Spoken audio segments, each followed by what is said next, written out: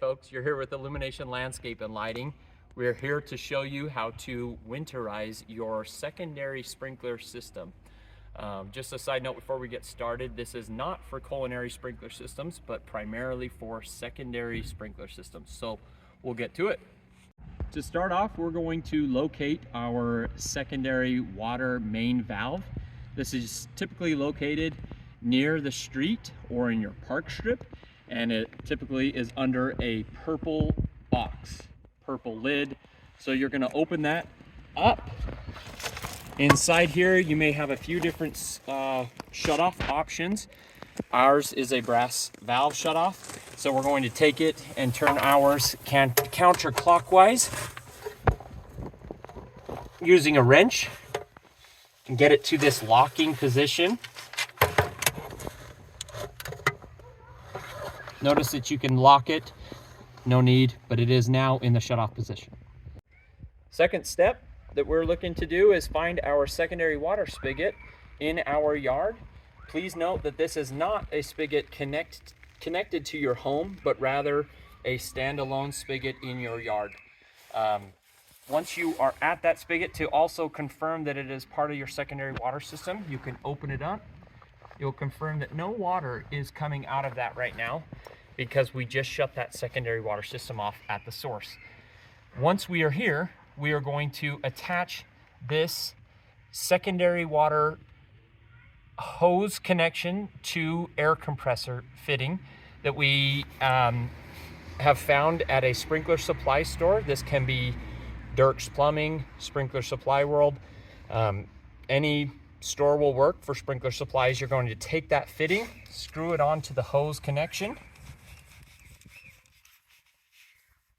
get it nice and tight. We have also left this secondary water spigot in the open position. Once we are here, we're going to take our air compressor hose and we're going to connect it on here. Notice that it's now pressurizing the system.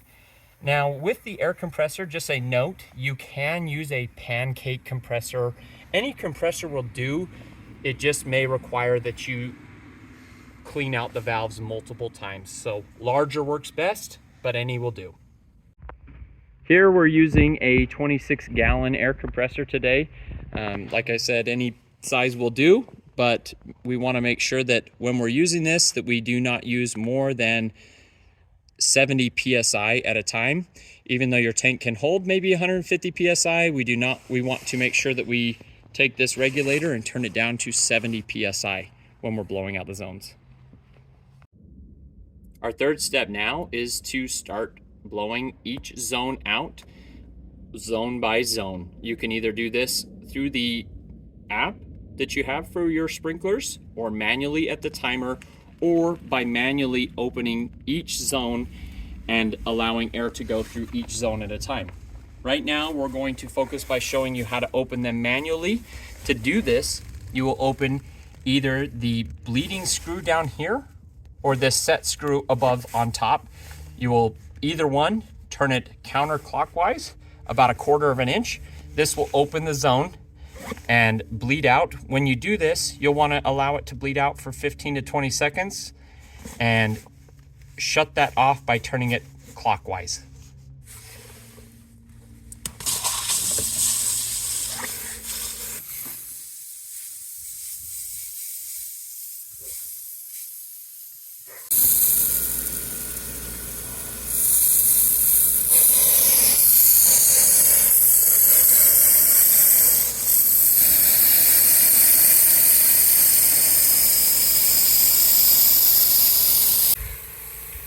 Once you've worked through each zone, to notice if you're done is by looking at the sprinklers, and when you get to a misting point or small squirts, that tells you that that zone has been winterized. Next step, we're going to remove the air compressor hose from the attachment.